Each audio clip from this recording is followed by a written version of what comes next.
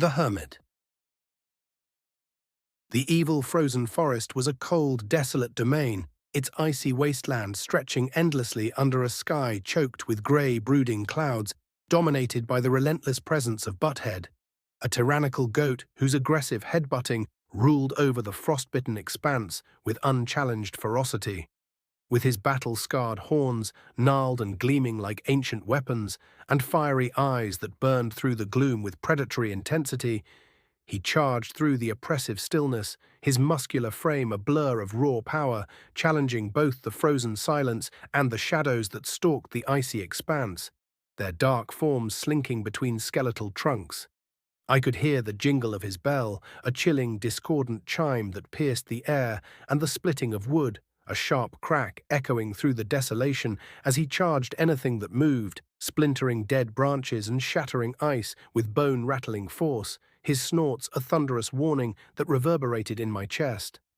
Skeletal trees, frozen solid and jagged with sharp, icy fingers, loomed in eerie silence, their blackened bark glistening with a cruel sheen, their twisted branches clawing at the sky like the hands of the damned. Their blackened roots pierced a ground coated in slick white glistening frost, the surface treacherous and unyielding, reflecting the moonlight in deceptive glints that masked its slickness. As we crossed the dried riverbed, its cracked sandy bed crunching underfoot, I could feel the cold, icy air, sharp and biting, searing my lungs with each breath, filled with sinister whispers that echoed like taunts, as if the forest itself hated intruders, its malevolent will pressing against my skin, chilling my bones through meadows now brittle clothes. The dried thorn bushes, bristling with their sharp, pointed dragon claws, lined the dried riverbank like the wall of a long-forgotten wooden fortress, their gnarled forms interwoven into an impenetrable barrier, their thorns glinting menacingly in the moonlight, daring any to breach their defenses. "How do we get through?" I asked Ogleflow, my voice trembling with apprehension, my eyes darting to the thorn wall, its formidable presence a daunting obstacle. The distant jingle of Butthead's bell tightening the knot of fear in my stomach. "We must wait, young fun. The crows will show us the way," Ogleflow replied, his voice calm and measured, his vibrant attire a defiant splash of color against the riverbed's bleak sands, his cane resting lightly on the ground, its polished surface catching the faint moonlight. "The crows," I said, my heart lurching, a cold sweat breaking out as I recalled the swarming, screeching flock that heralded Butthead and the Hermit. Their dark wings and sharp beaks a harbinger of danger. The thought of facing them again, twisting my insides with dread.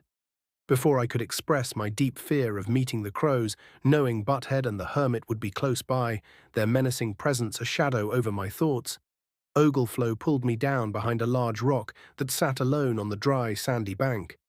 Its rough surface cold and unyielding against my hands, its bulk a fleeting shield in the open expanse. "Look," he said, his voice a hushed whisper, his eyes sharp with focus as he peered over the rock's edge, his vibrant hat tilting slightly in the breeze. Ogleflow pointed to what looked like a dark cloud floating over a small bridge that crossed the dried riverbed, its weathered planks creaking faintly under the weight of unseen movement, the structure a fragile link between the river's banks. "The crows," he said, his voice low but certain, his finger tracing the cloud's path, revealing its true nature. A flock of crows, their glossy black wings beating in chaotic unison, following the Hermit and Butthead to the river to collect water, their screeching caws a grim chorus that mingled with the jingle of Butthead's bell, the sound chilling my blood. Ogleflow grabbed my hand, his grip firm and urgent, and pulled me so hard I thought my arm was going to come off. The sudden jolt sending a shock of pain through my shoulder, my bag of tricks bouncing against my back. "Come on, young fun, now's our chance, no time to waste," he shouted, his voice rising with a fervor that spurred my faltering legs, his vibrant attire a guiding beacon as he surged forward, the moonlight casting long shadows that danced across the sandy bank. I found it difficult to run on the dried sand. It gave way so easily underfoot, each step sinking and slipping, I felt like I was running on the spot. My bare feet struggling for traction, the effort draining my already weary body. Ogleflow, on the other hand, glided over the sand like a breeze over stilled waters, his movements fluid and effortless, hardly leaving a ripple in the soft surface, his cane barely touching the ground as he moved with an almost supernatural grace. I couldn't help but feel annoyed at the fun he seemed to be having, his vibrant energy a stark contrast to my labored struggle. The frozen forest's oppressive gloom amplifying my frustration, the distant caws of the crows a constant reminder of the danger behind us. Ogleflow reached the small bridge way ahead of me, its weathered planks groaning under his light steps, and called me on. "Hurry up," he shouted, his voice sharp with urgency, his eyes scanning the riverbed for any sign of pursuit, his vibrant hat a splash of color against the bridge's drab wood. "We don't have much time," he added, his tone insistent, the faint jingle of Butthead's bell growing louder, a chilling echo that spurred my heart to race.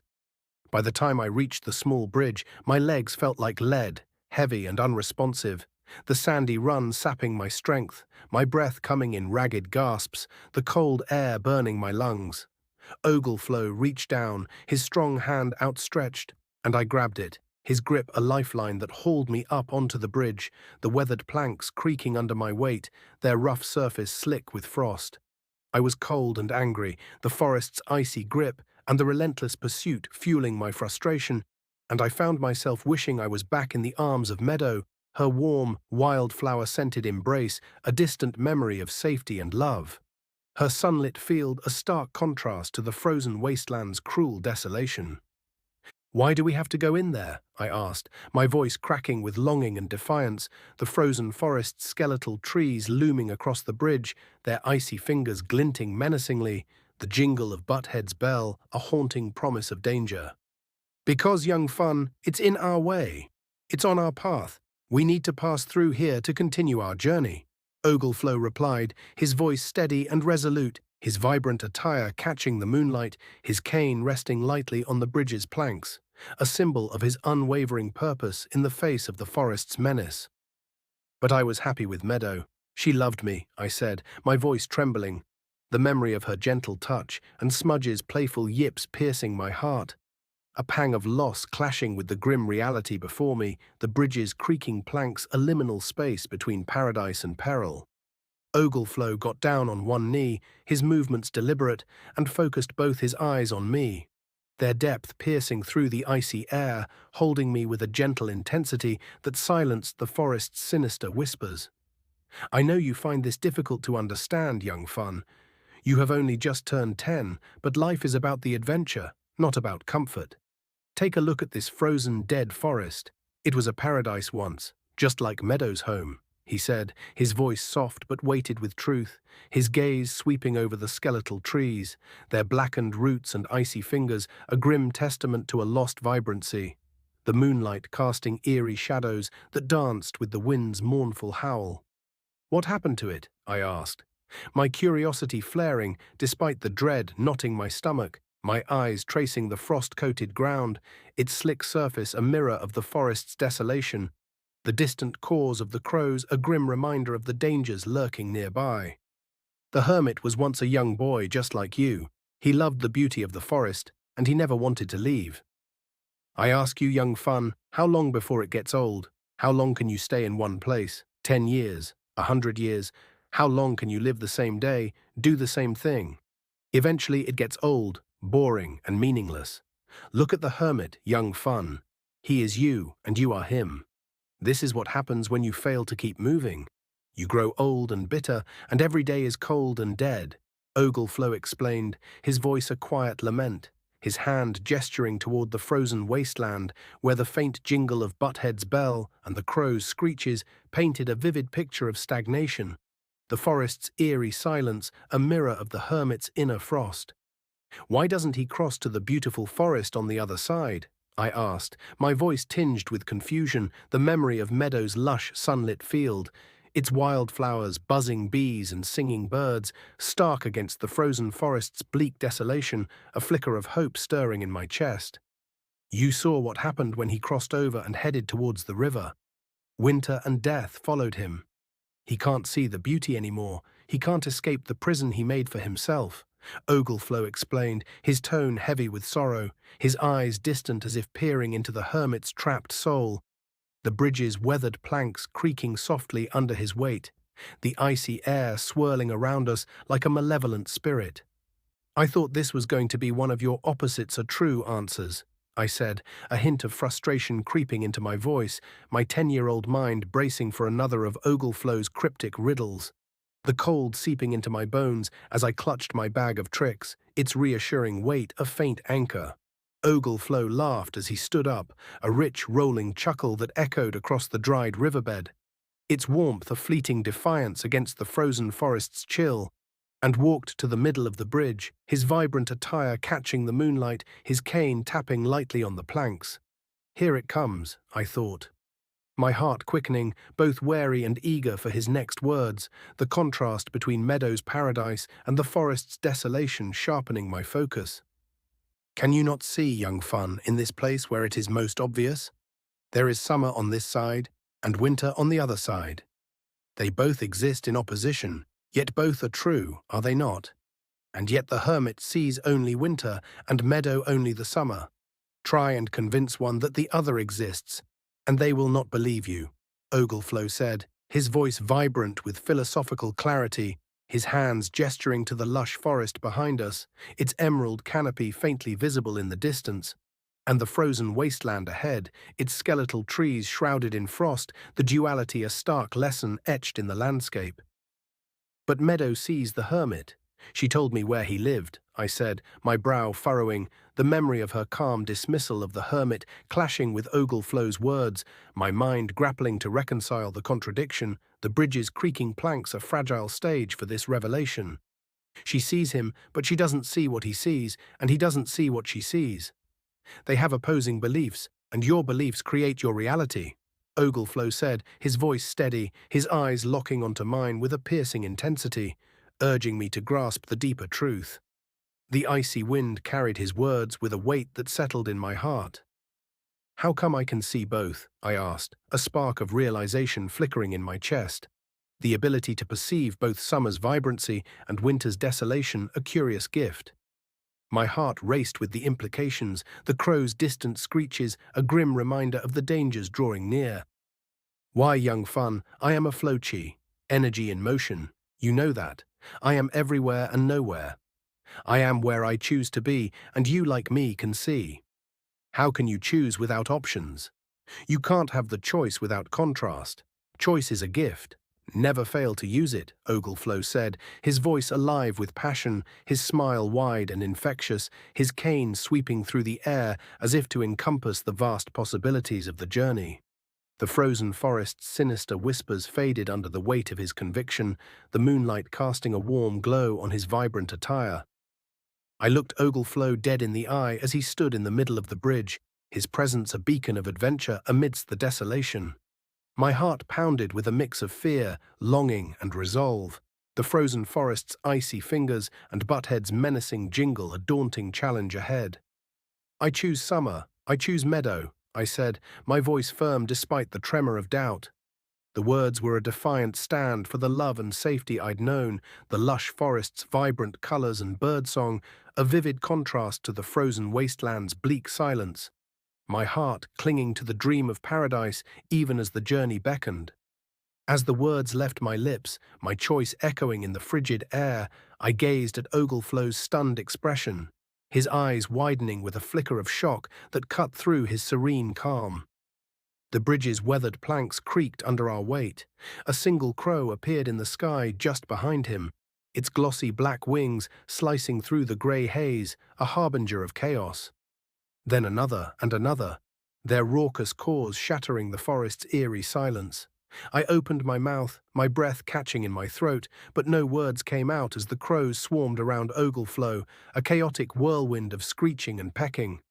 Their sharp beaks glinted in the moonlight, their dark forms blotting out the faint light filtering through the skeletal trees, a storm of feathers and claws descending upon him.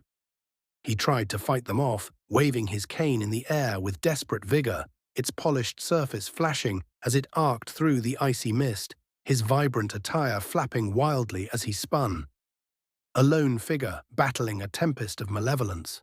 Suddenly I heard the jingle of Butthead's bell, a chilling, discordant chime that pierced the air, followed by the clatter of his hooves on the old wooden bridge, the weathered planks groaning under his thunderous charge. He struck Ogleflow from behind with such force, his battle-scarred horns slamming into Ogleflow's back, that Ogleflow flew clean over my head, his body a blur as he soared into the dead, frozen forest, a cry of surprise escaping him. I watched, my heart lurching, as he bounced off a large, dead tree, its blackened bark splintering with a sharp crack, and disappeared into the dark, frozen wasteland, swallowed by the shadows and the icy gloom, the forest's sinister whispers claiming him. Slowly I turned back to face Butthead, my legs trembling, the cold seeping into my bones as I stood frozen on the bridge's creaking planks, the moonlight casting his massive form in stark relief. He was backing up, his muscular frame tense, making ready to charge again, his fiery eyes blazing with predatory intent, their slit pupils fixed on me, his hot breath visible in the cold air, erupting from his nostrils with such force it hit and spread along the surface of the bridge, a steamy cloud curling upward, carrying the musky, acrid scent of his matted fur, chilling me to my core. Quickly I turned and ran into the frozen dead forest as fast as my legs would carry me, my bare feet slipping on the slick, frost-coated ground, each step a desperate bid for survival. The icy air burning my lungs with every ragged breath, the skeletal trees' icy fingers clawing at my clothes.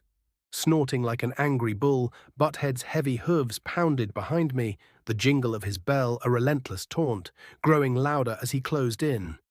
His presence a looming shadow of raw power. I knew he was going to catch me, the realization a cold knot of dread in my chest, and there was nowhere to hide in the barren expanse, the blackened trunks offering no shelter. In a panic, I dropped to the ground and curled up into a ball, my body tucking tightly, my bag of tricks pressing against my back, its weight a faint anchor as I braced for impact, the frozen earth chilling my skin through my brittle clothes.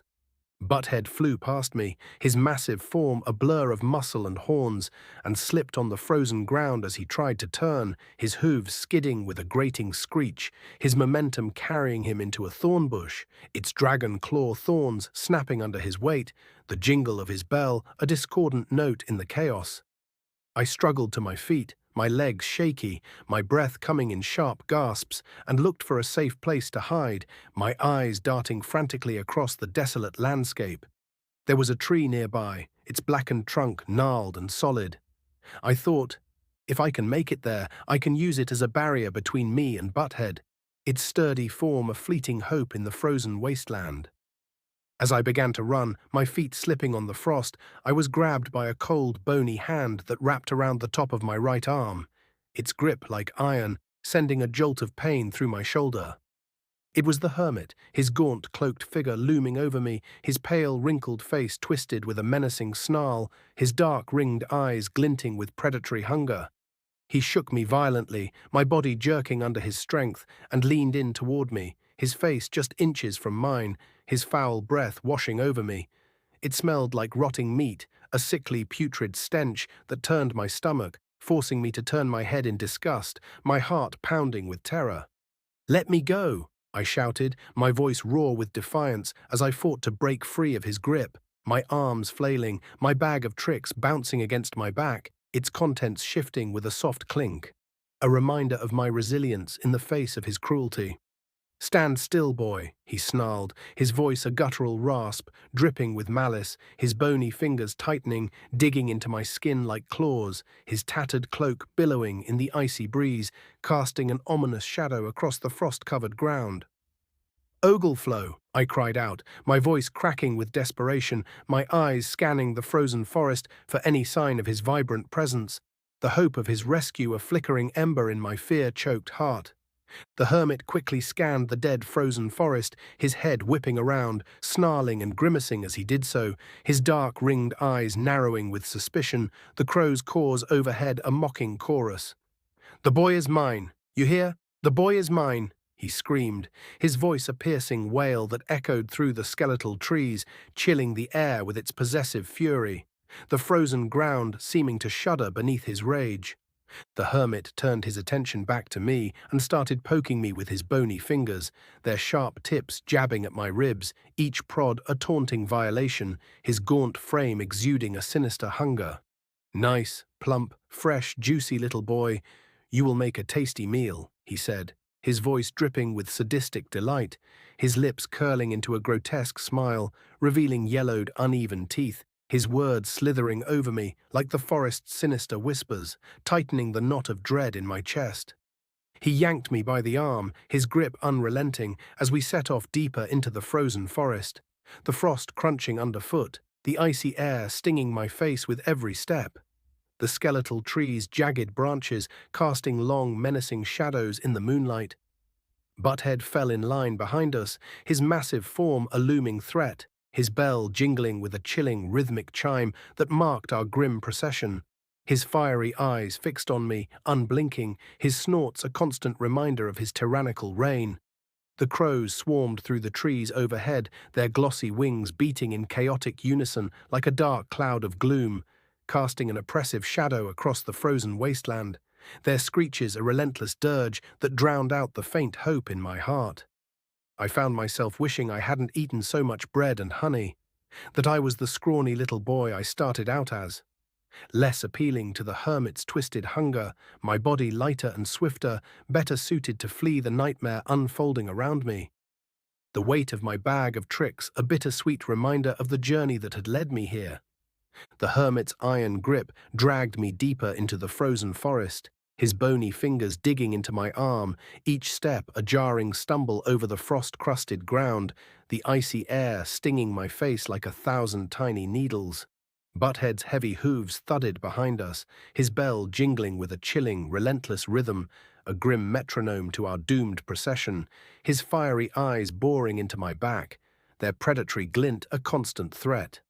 Overhead, the crows swarmed in a chaotic, screeching mass, their glossy wings blotting out the moonlight, casting a dark, oppressive shadow that seemed to pulse with the forest's malevolent will, their cause a taunting dirge that drowned out my fading hope.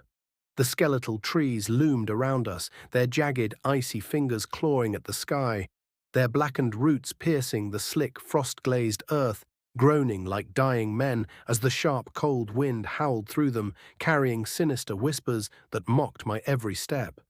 The clothes that Meadow had made for me, once so soft, comfortable and flexible, their plant-woven fibers a gentle caress, had become hard, dry and irritating, chafing my skin with every movement, their brittle texture a cruel reminder of the paradise I'd left behind. I was cold and scared, my breath visible in the frigid air, my heart pounding as I searched the forest constantly for any sign of Ogleflow, his vibrant presence a flickering ember of hope in my fear-choked mind. The fear began to drain my energy, a heavy, suffocating weight that sapped my strength, and I fell to my knees, the hard, frost-coated ground grazing my skin, warm trickles of blood seeping through the tattered fabric, the coppery scent mingling with the forest's acrid decay. The hermit didn't stop walking, his gaunt, cloaked figure relentless. He just dragged me, his bony hand yanking me back up onto my feet with a violent jerk that sent a jolt of pain through my shoulder, his dark, ringed eyes glinting with sadistic delight. I cried out for Ogleflow as loud as I could, my voice raw and desperate, echoing through the desolate wasteland. But I wasn't sure he could hear me over the deafening noise of the crows, their screeching cacophony a relentless assault that swallowed my plea. The moonlight cast eerie shadows from the dead, twisted trees, their grotesque forms dancing with menacing intent. Where Meadow's home was blessed with constant sunshine, its golden rays bathing her field in vibrant warmth, here only the moonlight permeated the forest, its pale, ghostly glow filtering through the skeletal branches, creating a haunting tableau of frost and shadow. The trees themselves groaned like dying men, their blackened limbs creaking under the weight of ice as the chilling wind wove its mournful lament, tightening the knot of terror in my chest. I was terrified and found myself begging God to help me, my voice a trembling whisper, barely audible over the wind's wail. "Please don't let the hermit eat me," I pleaded, my heart racing with primal fear, promising never to complain about my life again, if I could just be back home with Auntie Em, her stern but familiar presence a distant beacon of safety, the memory of her kitchen's warmth a stark contrast to the frozen forest's cruel desolation. Suddenly, we stopped walking, the abrupt halt jarring. and the hermit let go of my arm, his bony grip releasing me with a disdainful flick. I fell to the ground, exhausted and completely drained of my will to escape, my body collapsing onto the frost-covered earth, its icy chill numbing my limbs through my brittle clothes. I gathered my senses, my breath coming in ragged gasps, and looked ahead, my vision blurred by tears and fatigue. As my sight cleared, I could make out what looked like a mountain. A tall, dark mass stretching up through the clouds, its jagged peaks shrouded in shadow, some parts glistening with an icy sheen in the moonlight, while others remained hidden in an impenetrable darkness that seemed to swallow the light itself, a monolithic challenge that loomed over the frozen wasteland. At the base of the mountain was a small wooden hut, its weathered planks warped and splintered, a faint, sickly yellow light glowing from within, casting an eerie halo that flickered against the frost. There was what looked like a stable, its half-missing roof exposing rusted beams to the elements, sagging under the weight of accumulated ice. Attached on one side was a small corral, its rickety fence enclosing 6 or 7 nanny goats. Their thin forms huddled together, their plaintive bleats barely audible over the wind, their eyes glinting with resigned fear in the moonlight.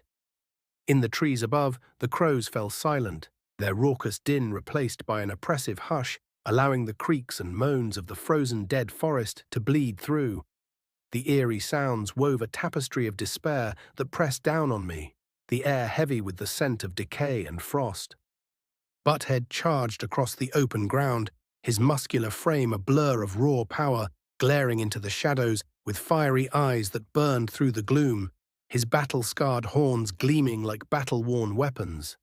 I watched him as the hermit dragged me down to the old wooden hut, his bony hand yanking my arm with relentless force, the frost crunching underfoot, the hut's sickly light growing brighter, more menacing with each step. Even now I can still see Butthead when I close my eyes, his relentless presence etched into my memory, a terrifying force that both frightened and fascinated me. I was afraid of him, his raw aggression a constant threat, but I also admired him in a strange way. His unyielding strength, a stark contrast to my own vulnerability in the frozen wasteland. Butthead was relentless, a belligerent force of nature, his compact, muscular body radiating an untamed ferocity. This muscular goat stalked his territory with a defiant swagger, his powerful horns, scarred and gnarled from countless clashes, gleaming like battle-worn weapons under the pale moonlight, their curved tips sharp and unyielding. He eyed everything as a potential challenge, from boulders to barrels, his fiery eyes narrowing with predatory focus, and rammed into them with bone-rattling force. The impact echoed through the frozen forest like a war drum, splintering wood and shattering ice. His aggressive snorts, clouds of steamy breath erupting from his nostrils, and stomping hooves pounding the frost with a rhythmic thud, were warnings to anyone foolish enough to get in his way. Each sound was a declaration of his dominance, his bell's chilling jingle a constant reminder of his tyrannical reign.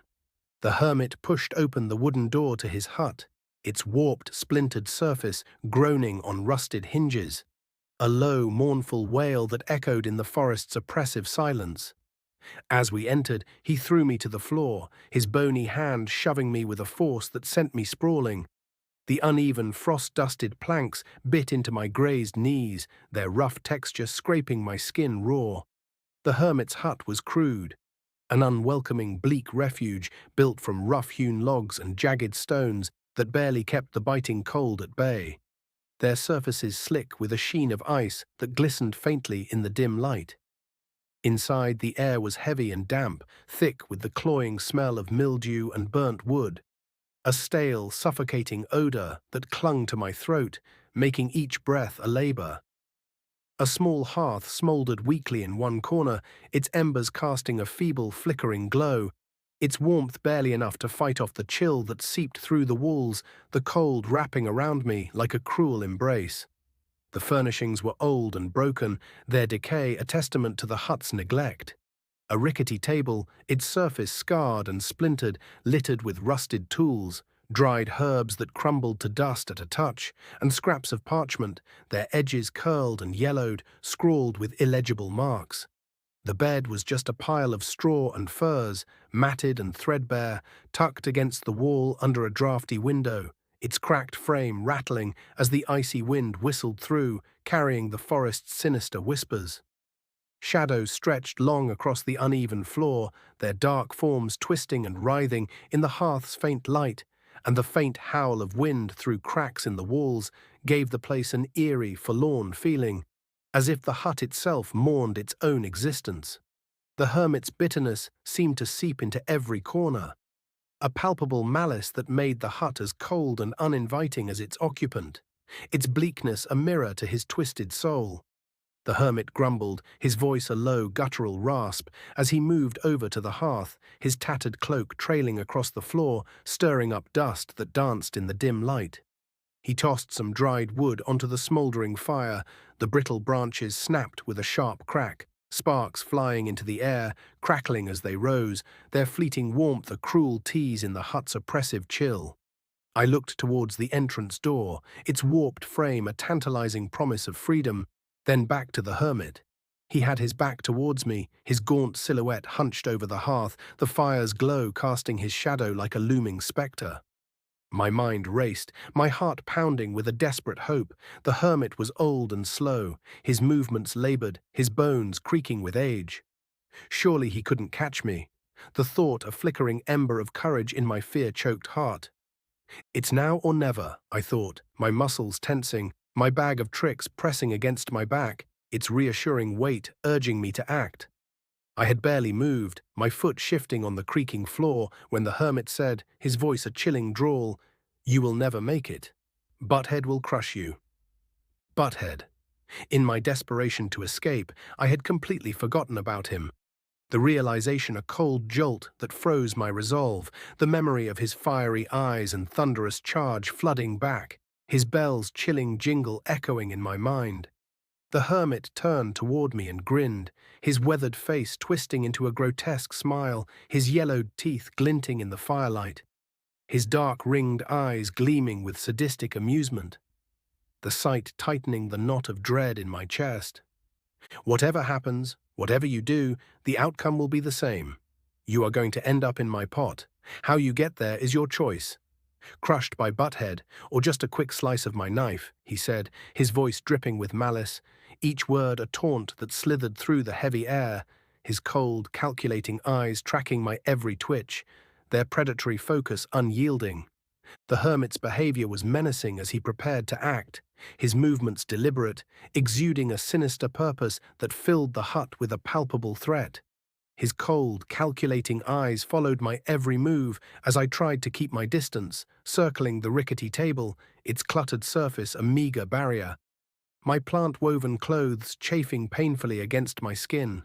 The cruel smile curling on his weathered face, etched with deep furrows of bitterness, filled me with fear and desperation, my heart racing as I searched for an escape, the hut's bleak walls closing in like a trap.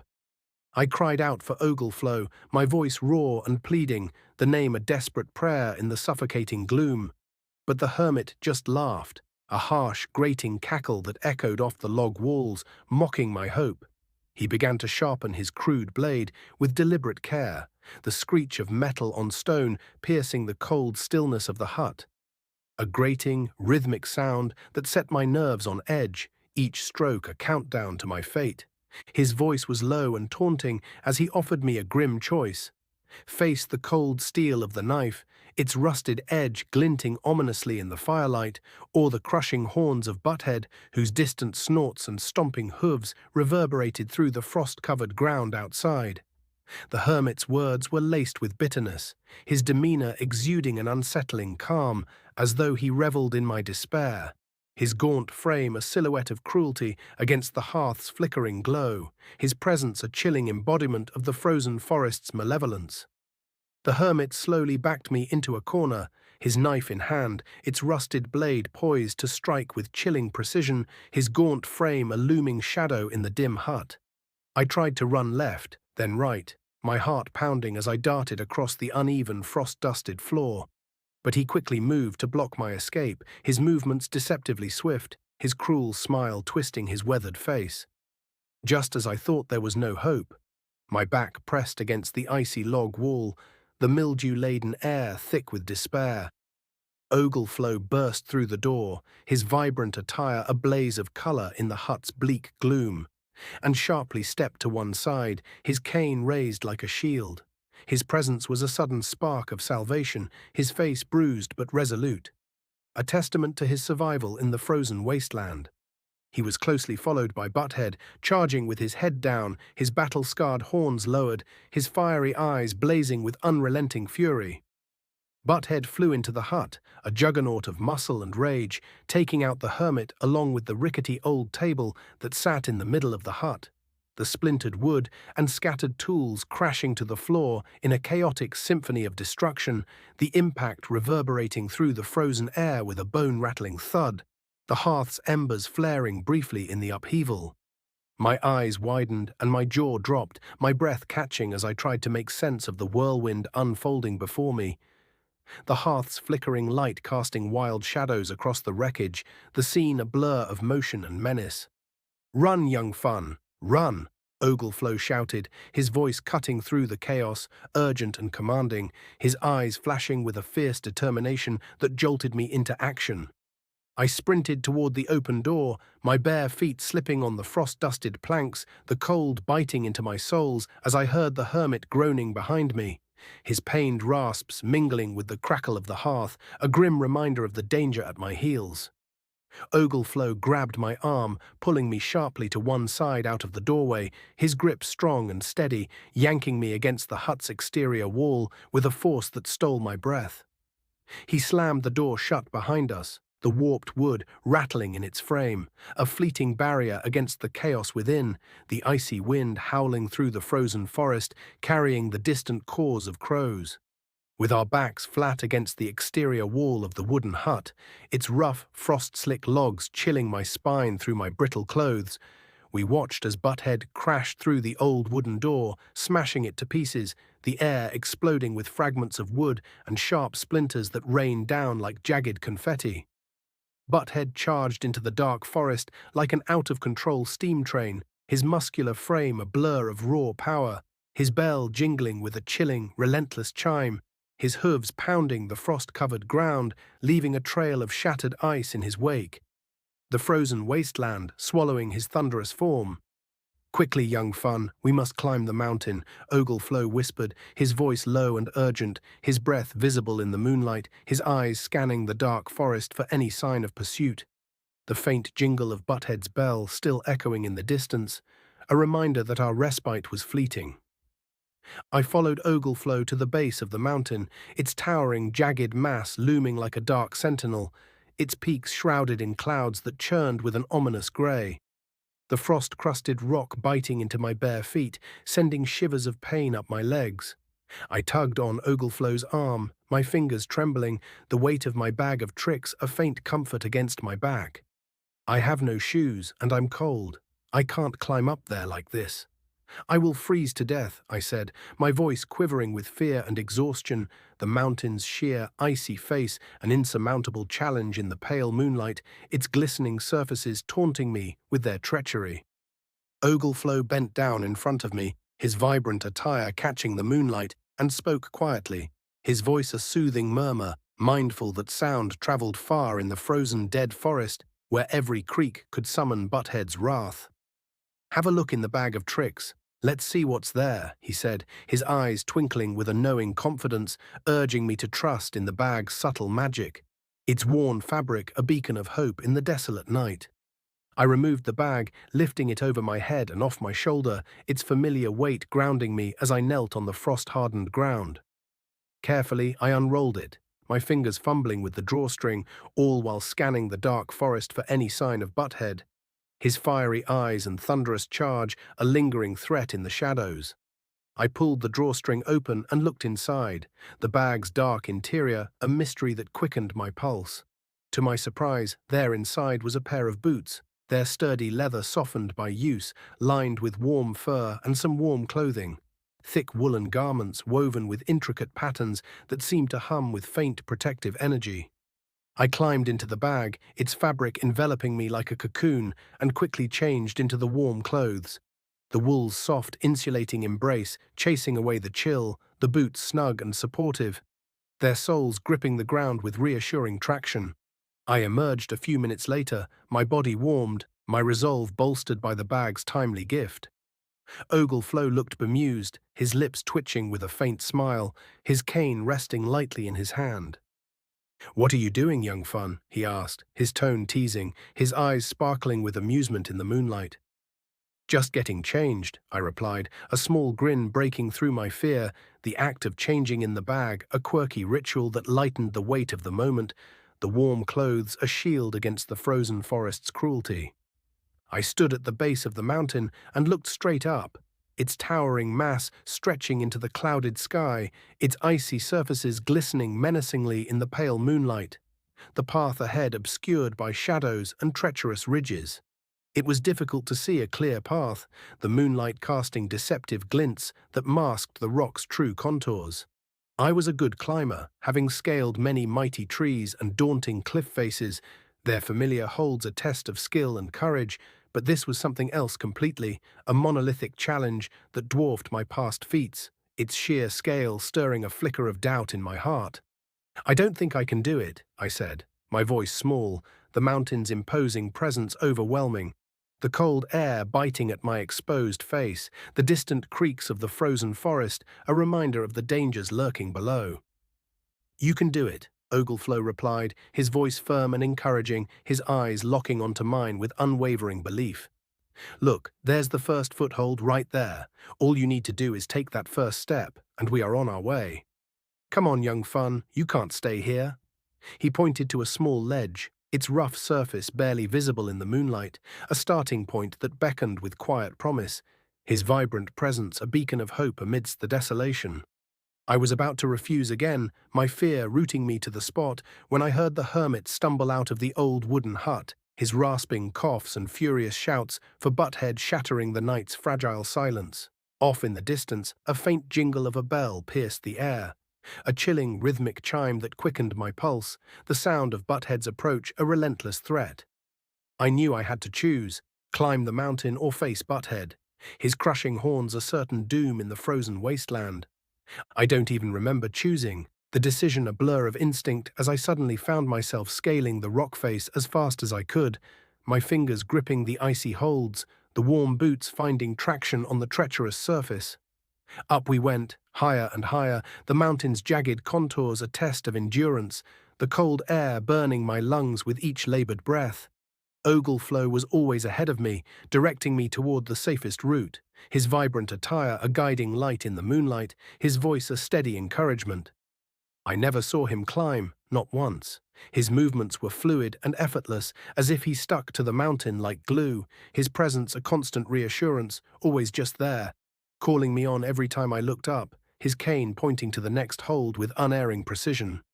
It wasn't easy climbing by moonlight, the deceptive shadows masking crevices and loose rocks, each step a gamble in the frozen forest's cruel embrace. But with Ogleflow's help, I was making good progress. My fingers finding purchase, my boots gripping the icy ledges. My confidence began to grow, a fragile but stubborn spark, fueled by the rhythm of the climb and Ogleflow's unwavering guidance. The mountain's daunting challenge slowly yielded to my determination. The distant jingle of Butthead's bell, a haunting reminder of the peril we'd left behind, urging us ever upward toward an uncertain salvation. The mountain's icy face loomed above us, its jagged, frost-slick surfaces glinting menacingly in the pale moonlight, each hold a precarious challenge that tested my trembling fingers and aching legs. I climbed as fast as I could, my warm boots scraping against the rock. The woolen clothes from the bag of tricks, a vital shield against the biting cold, though the frigid air still seared my lungs with every ragged breath.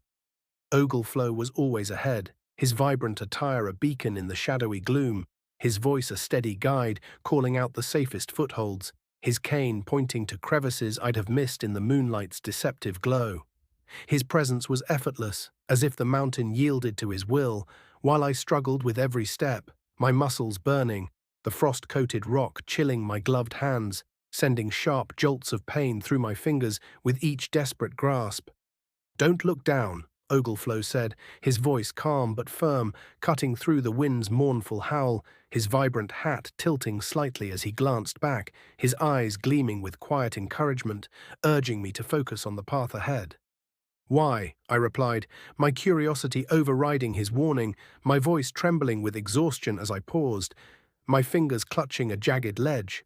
I glanced down, my heart lurching at the sight below. There at the base of the mountain stood the hermit, his gaunt silhouette a menacing spectre, pointing up toward us with a bony finger, his tattered cloak billowing in the icy breeze. He held a flaming torch, its fire glowing in the darkness below, a sinister beacon casting flickering shadows across the frost-crusted ground, illuminating his weathered face with a cruel, predatory gleam. His dark, ringed eyes fixed on us with unrelenting hunger.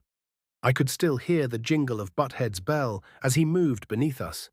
A chilling, rhythmic chime echoing from the frozen forest, its sinister cadence quickening my pulse, the sound a relentless reminder of the danger we hadn't escaped. "We are safe up here, aren't we? Goats can't climb mountains, can they?" I asked, my voice tinged with desperate hope, my breath visible in the frigid air. The mountain's daunting height, a fragile refuge from the horrors below. My bag of tricks bouncing lightly against my back, its reassuring weight grounding me. "Butthead is a mountain goat. He can climb better than you, young fun," Ogleflow replied, his tone matter-of-fact but laced with wry amusement, his words shattering my fleeting sense of safety. The reality of Butthead's prowess a cold weight in my stomach, the moonlight casting his vibrant silhouette in sharp relief against the rock. I looked up at him, my muscles aching from the climb, the icy wind stinging my face, chilling my cheeks through the woolen scarf. He was perched on a ledge, smiling, his hat tilted jauntily on his head, his cane resting lightly in his hand, his vibrant attire untouched by the mountain's harsh elements, his ease a stark contrast to my straining effort. This was effortless for him, his serene confidence fueling a surge of resentment in my weary heart. "I hate you, Ogleflow," I shouted, my voice raw with frustration, echoing off the mountain's jagged face, the words a release of the anger and fear that had built since the frozen forest, the hermit's cruel grasp still lingering in my memory. Ogleflow laughed out loud, a rich rolling chuckle that reverberated through the frozen air, defying the mountain's oppressive chill. "Don't hate me, young fun. This is your journey, your creations. I'm just along for the ride," he said, his eyes twinkling with a knowing warmth, his words a gentle challenge that pierced my anger, urging me to look deeper, the moonlight casting soft glints on his cane's polished surface, a beacon of his unshakable resolve. "I didn't create this. What has the hermit got to do with me? I hate this," I screamed, my voice breaking, the mountain's icy chill seeping into my bones, the warm clothes a fragile shield against the despair threatening to overwhelm me, Butthead's distant jingle and the hermit's torchlight a nightmare I couldn't outrun. Ogleflow pulled me up onto the perch as I reached him, his strong hand steadying me as I scrambled onto the narrow ledge, my breath coming in ragged gasps, the frost-slick rock cold beneath my gloved hands. I didn't want to look at him. I was angry, frustrated, cold, and tired of running, the weight of the journey pressing down on my 10-year-old heart. Ogleflow put his arm around me, his touch warm and reassuring, and spoke softly into my ear, his voice a soothing murmur that cut through the wind's mournful howl. "The hermit's cold and bitter nature stems from a life of rejection and solitude. Does this sound familiar, young fun? Once part of a community, he was betrayed or shunned, leaving him to retreat into the wilderness, where years of isolation hardened his heart.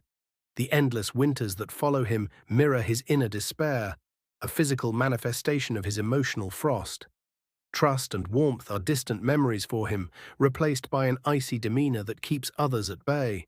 His bitterness feeds on his loneliness, creating a cycle of cold both inside and out.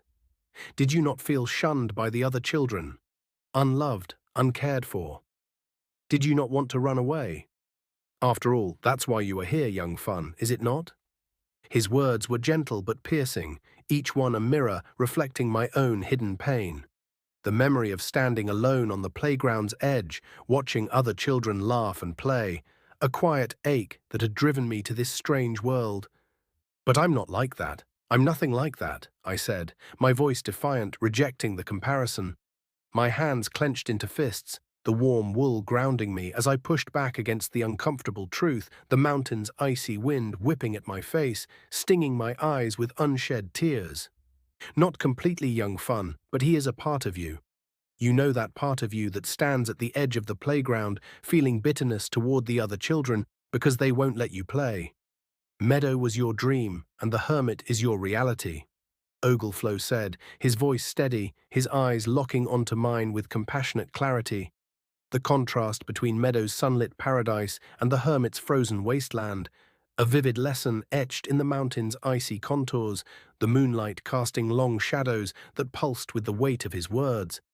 I often thought about this time over the years, how winter and summer could both exist at the same time, their opposing realities coexisting in this strange, timeless world. In the real world, we separate events by the passage of time, each moment neatly ordered. But here, time didn't exist, at least not in the same way, its absence allowing summer's warmth and winter's frost to collide in a single breath. If opposites exist in the same space and time, and both are true, then it must be down to the perceiver, the person who witnesses, their beliefs shaping the world they see. As Ogleflow would say, you create your reality from your beliefs. You see what you want to see, the frozen forest's skeletal trees, or meadows' vibrant wildflowers, a reflection of the heart's lens. Have you ever seen something you thought was out of place, but when you looked back, it was gone? A fleeting shadow, a whisper of movement. Was it another reality or a trick of the light? Ogleflow would say both are true. It's just a matter of what you choose to believe. I don't know why it would matter, the question of fleeting curiosity in the journey's tapestry. Our minds crave certainty, but even with answers, doubt lingers like the frozen forest's chilling wind. Ogleflow taught me to embrace the journey, to savor the adventure without obsessing over truth, to have fun despite the mysteries, a lesson that kept me sane when these questions once threatened to unravel me. Anyway, back to the story. I could hear the jingle of Butthead's bell getting closer, its chilling, rhythmic chime cutting through the mountain's eerie silence, a relentless warning that echoed off the icy rock face, quickening my pulse with dread. I began to climb again, my heart pounding, the cold rock and freezing wind taking their toll, each gust a biting assault that stung my exposed skin, sapping my strength. I struggled with every step, my legs trembling, every grasp of the rock feeling like tiny needles of ice piercing my frozen, numb hands, the jagged edges biting into my gloves, sending sharp jolts of pain up my arms.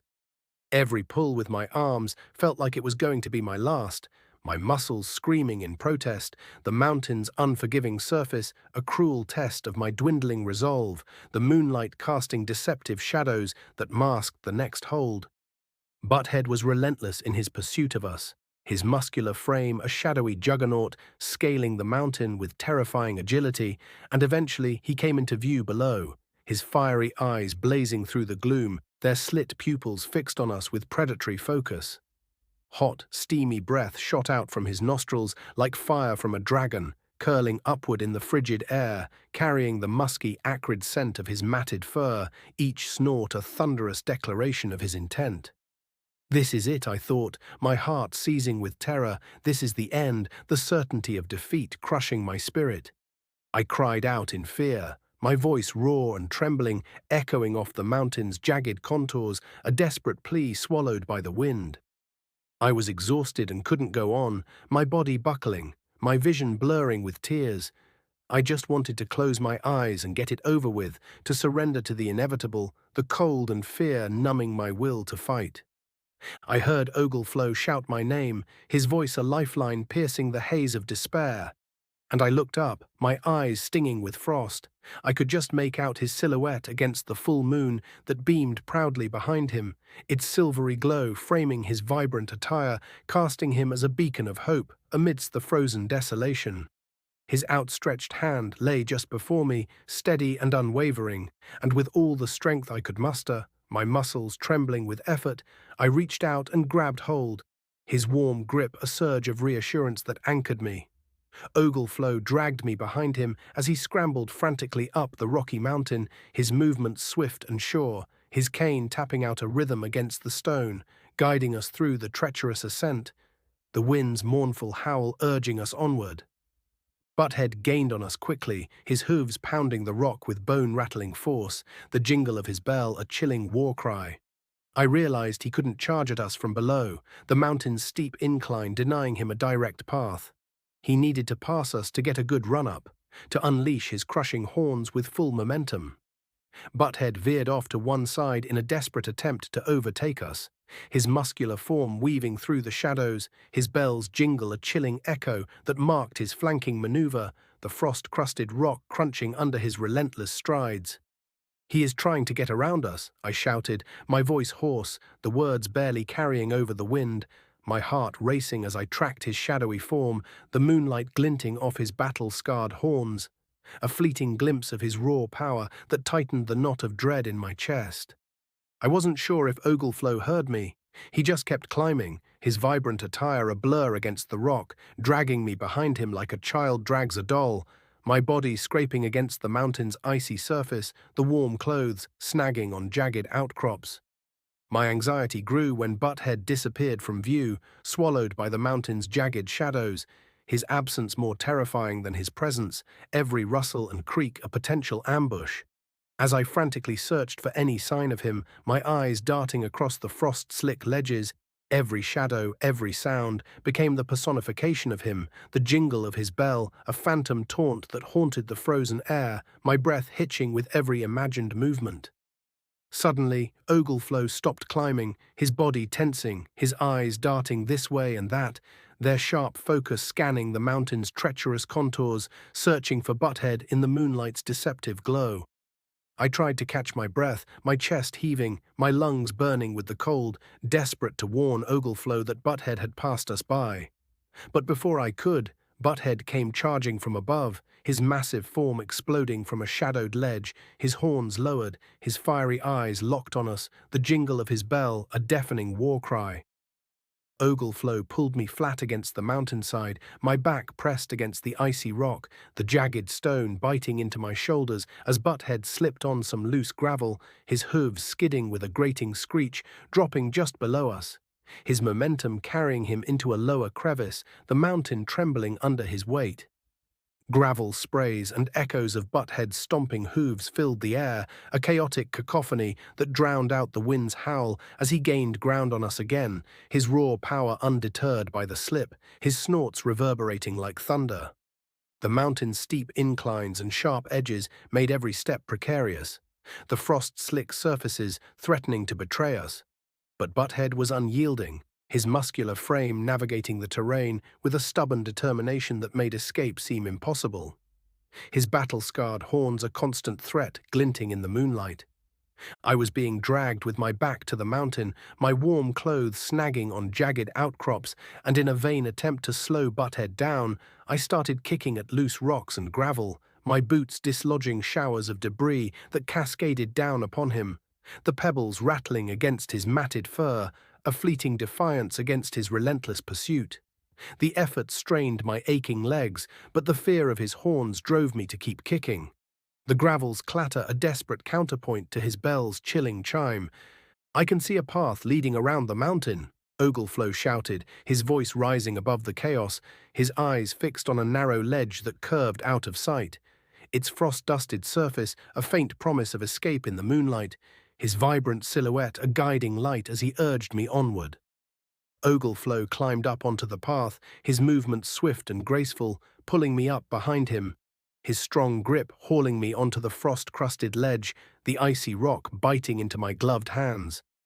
I lay flat on the ground for a few seconds, my chest heaving, the cold air burning my lungs, before lifting my head, my vision blurred by exhaustion, searching my surroundings for a way forward. I could see the path was about 8 feet wide, its flat, frost-slick surface stretching forward with a steady incline, flanked by jagged rock walls on one side and a sheer drop into the frozen abyss on the other, the moonlight casting deceptive shadows that masked its treacherous edges. Ogleflow shouted at me to get up, his voice sharp with urgency as he grabbed the back of my coat, the warm wool bunching in his fist, and lifted me onto my feet. His strength a lifeline in my weary state. He pushed me forward, urging me to get moving, his cane tapping the ground with insistent rhythm, but my legs felt like lead. Heavy and unresponsive, each step a monumental effort that drained my dwindling reserves. After only a few steps, I stumbled and fell, my knees crashing onto the icy path, the jolt sending a sharp pain through my grazed skin, the frost's chill seeping through my clothes. Butthead appeared onto the path, his muscular frame a menacing silhouette against the moonlight, his fiery eyes blazing with unrelenting fury, his battle-scarred horns gleaming like deadly weapons. Ogleflow grabbed hold of his horns, his hands clamping onto the gnarled, icy surfaces with fierce determination. A fierce battle of will and strength beginning as he struggled to force Butthead's head down onto the ground, his vibrant attire straining with the effort, his boots scraping against the frost. Ogleflow fought hard to contain Butthead's immense power, his muscles taut, his face set in a grimace of resolve.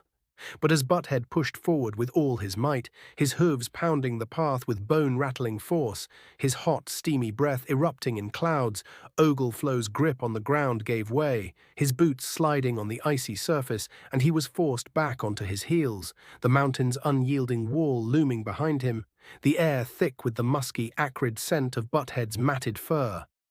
"Run!" Ogleflow shouted, his voice raw with exertion, cutting through the wind's mournful howl, his eyes flashing with a desperate command as he wrestled with Butthead's relentless strength, the jingle of the goat's bell, a chilling counterpoint to the struggle. I got to my feet, my legs trembling, and tried to run, but my exhaustion was so profound that the best I could do was a staggered walk. Each step a lurching effort, my warm boots slipping on the frost, my bag of tricks bouncing against my back, a faint anchor in my faltering resolve. Somehow I managed to make it to where the path curved around the mountain, the jagged rock wall offering a fleeting sense of shelter. I stopped and looked back, my heart pounding with fear for Ogleflow, the moonlight casting long shadows that amplified the chaos unfolding behind me. Ogleflow still had a hold of Butthead's horns, his hands white-knuckled, but he was being battered, unable to gain a foothold on the icy path, his vibrant attire torn and dirt-streaked. He was slammed against the mountainside, the rock shuddering with the impact, then the ground, his body jolting as Butthead tried to shake him loose, the goat's massive head thrashing with savage force. I was afraid for Ogleflow, my breath catching as he was crushed, Butthead forcing his horns repeatedly into Ogleflow's chest, each blow a thunderous assault that echoed through the frozen air, the mountain trembling under the ferocity. Despite the crushing blows, Ogleflow would not release his grip on Butthead's horns, his resolve unyielding, knowing he could not allow Butthead the opportunity to back up and charge. The force of such an attack too much to bear, a certain death on the narrow path. Ogleflow appeared to tire, his movements slowing, his breath coming in labored gasps. Finally, Butthead shook him loose with a violent sideward jerk of his head, sending Ogleflow sliding across the path toward destruction, skidding perilously close to the mountain's edge, the sheer drop yawning below, the frozen abyss waiting to claim him. Ogleflow got to his feet, his vibrant attire tattered but his spirit unbroken, as Butthead backed up, his hooves stomping the frost, and charged head down, full force, his fiery eyes locked on Ogleflow, his bell jingling with a deafening war cry. At the last moment, Ogleflow made a simple sidestep, his movements deceptively swift, his cane flashing as he pivoted, and Butthead sailed off the narrow path, his massive form tumbling down the mountainside, his roars of fury mingling with the jingle of his bell, fading away as he crashed and banged through loose rocks and gravel, creating an avalanche that roared like a tempest, the debris cascading into the frozen darkness below. Ogleflow picked up his hat, its brim slightly crumpled, and his cane, its polished surface scuffed but intact, and walked up the path to where I was waiting, his steps steady despite the ordeal, the moonlight casting a soft glow on his weathered but resilient form. "Are you all right?" I asked, my voice trembling with concern, my eyes searching his face for signs of injury, the chaos of the battle still vivid in my mind. The image of Butthead's horns slamming into him seared into my memory. "I'm just fine, young fun," he said, his voice calm and reassuring, a faint smile curving his lips, his eyes twinkling with a quiet triumph, as if the battle had been merely a step in the journey, the mountain's icy wind ruffling his vibrant attire. I wasn't satisfied with that answer. It had looked like he was going to be killed. The fear for his life a lingering ache in my chest. "But didn't that hurt? I thought he was going to kill you," I said, my voice insistent, my hands clenching the straps of my bag of tricks, the weight grounding me as I sought to understand his unshaken demeanor. "There is a lesson here for you, young fun. Use your enemy's greatest weapon to your own advantage. Butthead's greatest weapon was his charge. I simply had to create a scenario where I could use it against him. It wasn't easy getting him into the right position, you know. When your foe is more powerful than you, your best weapon is deception. Do you understand, young fun?" Ogleflow's voice was steady, his words carrying a philosophical weight, his eyes locking onto mine with a teaching clarity, the moonlight illuminating the frost-dusted path, the lesson a beacon in the frozen night. "I think so," I replied, my mind grappling with the idea, the concept of turning strength into weakness, a new spark of understanding. The mountain's daunting presence, a stark backdrop to Ogleflow's wisdom. The distant creaks of the frozen forest, a faint echo of the dangers we'd escaped. "Come, young fun, we have a way to go yet," he said, his voice infused with renewed energy, his cane gesturing toward the path's curving incline, his vibrant silhouette a guiding light as we pressed onward, the mountain's icy challenges and the frozen forest's lingering threats urging us forward. My heart bolstered by Ogleflow's resilience and the journey's unyielding call. My legs still felt heavy, each step a laborious effort as we headed along the path, the frost-dusted rock crunching under my warm boots, their sturdy leather a vital shield against the mountain's icy bite. But I was grateful that I could take my time, the steady incline allowing a moment's reprieve after the chaos of Butthead's defeat. I was in no rush to find out what lay ahead, the frozen forest's terrors, the hermit's menacing hunger, the crow's screeching swarm, and Butthead's tyrannical charge. Still vivid in my memory, their echoes a quiet weight in my chest, the uncertainty of our journey a lingering shadow. Up we went, higher and higher, the air thinning with each step, the cold sharpening into a biting edge that stung my face through the woolen scarf, my breath visible in the frigid haze. The mountain's jagged peaks loomed above, shrouded in clouds that churned with an ominous grey, until we plunged into their thick white mist, a dense veil that enveloped the summit in an opaque shroud, swallowing the path in a disorienting haze where each step forward vanished into the ghostly glow of diffused moonlight. "Get behind me, young fun. The path narrows ahead," Ogleflow said, his voice steady yet laced with caution, his vibrant attire a faint splash of colour in the swirling mist, his cane tapping the rock with a rhythmic guide that anchored me in the blinding fog, its polished surface catching fleeting glints of light. I fell in line behind Ogleflow, my gloved hand clutching the coarse fabric of his coat, its reassuring texture a lifeline as I followed his lead, the cold seeping through my warm clothes, chilling my bones despite their woolen embrace. The further we went up, the narrower the path became, its frost-slick surface shrinking to a mere 2 feet wide, a treacherous ribbon of rock hemmed by the mountain's icy wall on one side and an unseen abyss on the other, the cloud's clammy veil mercifully obscuring the sheer drop that I knew lurked just beyond, sparing me the vertigo of its yawning depth. All the same, I knew it was there, the knowledge a cold knot of dread in my stomach, and I made sure to stick as closely as I could to the cold, damp mountain, my shoulder brushing against its jagged, frost-encrusted surface, the rock's chill grounding my fear as I clung to Ogleflow's coat, my heart pounding with each precarious step. The cold, frosty wind blew hard at this height, a relentless gale that roared through the clouds, stinging my cheeks and tugging at my clothes with icy fingers, its mournful howl drowning out all but the mountain's eerie creaks and groans, making it difficult to hear the person standing next to you. But I was sure I could hear the faint jingle of a bell, way off in the distance, A chilling, rhythmic chime that pierced the wind's din, sending a shiver of terror down my spine, the sound a haunting echo of Butthead's fiery eyes and battle-scarred horns. It can't be, I thought, my pulse racing.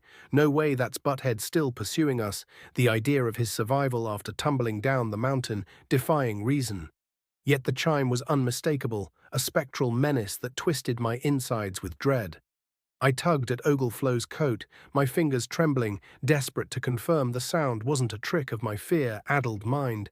The memory of his thunderous charge on the path below still raw. "I can hear it," he shouted, his voice straining over the wind, his eyes narrowing as he glanced back, his vibrant hat tilting in the gusts. A flicker of concern breaking through his serene calm. "We are almost there. Keep moving." His words were a command laced with urgency, spurring my faltering legs. The jingle of Butthead's bell, a relentless spectre that urged us onward, the mist swirling around us like a living entity, its clammy touch amplifying my fear. I tucked in behind Ogleflow, pressing close to shield myself from the cold, biting wind, its icy tendrils clawing at my exposed skin. The warm clothes a fragile defense against its relentless assault. The path began to widen again, its frost-crusted surface offering surer footing, and the misty white clouds dissipated as we emerged through them, the air clearing to reveal a star-strewn sky, the full moon casting a silvery glow over the mountain's jagged peaks, their icy contours shimmering like a frozen crown. "We are above the clouds," I shouted with excitement, a fleeting spark of awe piercing my exhaustion, the surreal beauty of the cloudless expanse, a brief respite from the terror below. The summit's promise of salvation, a tantalizing beacon in the moonlight. My bag of tricks bouncing lightly against my back, its reassuring weight a reminder of my resilience. "Come, young fun, salvation lies ahead," Ogleflow said, his voice brimming with renewed vigor, his cane pointing toward the path's upward curve, his vibrant silhouette a guiding light against the moonlit rock, his unwavering resolve reigniting my faltering courage, the mountain's daunting challenge yielding to our desperate ascent. 100 yards further up the path, set into the mountain's rugged face, stood a huge wooden door, its towering frame about 10 feet high, its weathered planks carved with intricate frost-limbed runes that glowed faintly in the moonlight, blocking the path ahead like a sentinel of ancient secrets, its presence both forbidding and promising. "We must pass through the door," Ogleflow shouted, his voice echoing off the rock walls, infused with a sense of destiny. His eyes fixed on the door's imposing form, the wind carrying his words with a weight that stirred my weary heart. I hurried along the path as quickly as my tired legs could manage, each step a lurching struggle, my warm boots slipping on the frost, the woolen clothes chafing slightly from the climb, my bag of tricks a steady anchor as I glanced behind. The jingle of Butthead's bell growing louder, more insistent. A chilling war cry that quickened my breath, the fear of his relentless pursuit tightening the knot of dread in my chest.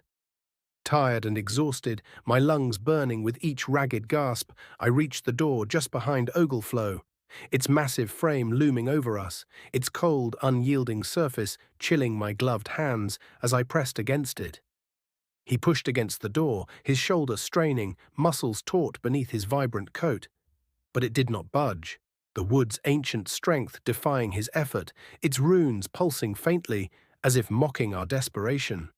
We tried pushing together, my small frame adding what little force I could muster, our breaths visible in the frigid air, but it still would not budge.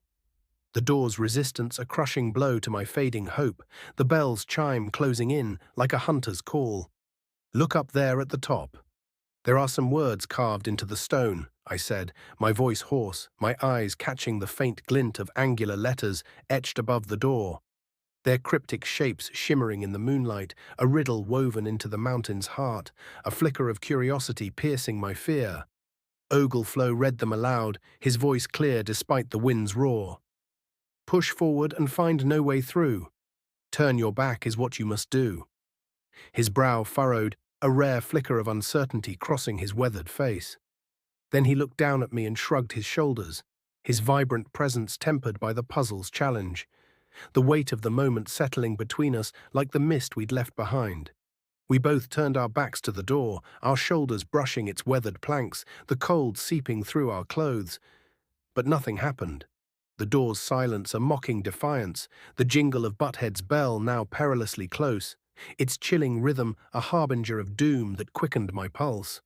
Just then, Butthead emerged slowly through the clouds, his muscular frame a terrifying silhouette, his fiery eyes blazing with unrestrained rage, their slit pupils burning through the mist, his battle-scarred horns lowered, gleaming like deadly blades in the moonlight. He looked really mad, his hot, steamy breath erupting in thick clouds, his hooves scraping the frost with a grating screech, his bell jingling with a deafening war cry that shook the air. The musky, acrid scent of his matted fur carried on the wind, chilling my blood. Both Ogleflow and I stepped back in fright, our bodies instinctively pressing against the large wooden door, its cold surface unyielding, until it sprung open with a deep, resonant groan, its ancient hinges creaking as we fell through, crashing onto the rock floor, the impact jarring my bruised body, the air thick with the musty scent of damp stone and ancient secrets, the moonlight filtering through the open doorway, casting slivers of light across the shadowed threshold. That's what the sign meant. We had to push with our backs, Ogleflow said, his voice tinged with realization, his eyes glinting with a mix of relief and wry amusement as he scrambled to his feet, his vibrant attire dusted with frost, his cane steady in his hand. The cleverness of the riddle a spark of triumph in the frozen night. I could hear Butthead's hooves clattering against the rocky path, a thunderous rhythm that shook the ground as he charged toward us, his snorts echoing like a war drum, his massive form a looming shadow in the doorway. Ogleflow jumped to his feet, his movements swift and decisive, and quickly slammed the door shut, its massive frame shuddering as Butthead smashed against it. The impact a deafening boom that reverberated through the rock, the wood splintering but holding fast, its runes glowing brighter, as if fortified by an unseen magic. The sound echoed all around us as he struck it again and again, each blow a relentless assault, the air trembling with the force of his fury. The door's resilience a fragile barrier against his wrath, the mountain itself seeming to groan under the onslaught. "I hope he can't read," Ogleflow said, his voice light but edged with tension, his eyes fixed on the door, his hand gripping his cane as if braced for another fight. The moonlight cast long shadows that danced across the stone floor, the faint creaks of the mountain a reminder of the dangers left behind. We both laughed, more from relief than anything else, the sound a shaky exhale of the terror that had gripped us, the door's sturdy frame a fleeting sanctuary in the frozen night. The distant jingle of Butthead's bell was muffled by the barrier, my heart buoyed by our narrow escape. The air inside was heavy, laced with the scent of ancient stone and frost, the darkness beyond the door's threshold a mystery that both beckoned and unnerved me. I glanced at Ogleflow, his vibrant silhouette a reassuring presence, his calm resolve a beacon in the uncertainty. "What now?" I asked, my voice trembling with a mix of exhaustion and curiosity, the weight of the journey pressing down on my young heart. The lessons of choice and deception swirling in my mind like the clouds we'd climbed through. Ogleflow's eyes twinkled with that familiar knowing warmth, his smile hinting at secrets yet to unfold. "Now, young fun, we step into the unknown," he said, his voice steady, his cane gesturing toward the shadowed passage ahead, its walls etched with faint glowing runes that pulsed like a heartbeat. "The journey is far from over, and every challenge teaches us who we are. Keep moving, and you'll find your way." His words were a gentle nudge, a reminder of the adventure's purpose, the frozen forest's trials and the mountain's perils forging a path to understanding, the door's riddle a testament to the power of perception. I nodded, my fear tempered by a spark of resolve, the bag of tricks a reassuring weight against my back, its hidden contents a promise of surprises yet to come. With Ogleflow leading the way, his vibrant attire catching the faint glow of the runes, we stepped into the passage, the door's heavy frame sealing shut behind us with a low, resonant thud, the echoes of Butthead's fury fading into silence.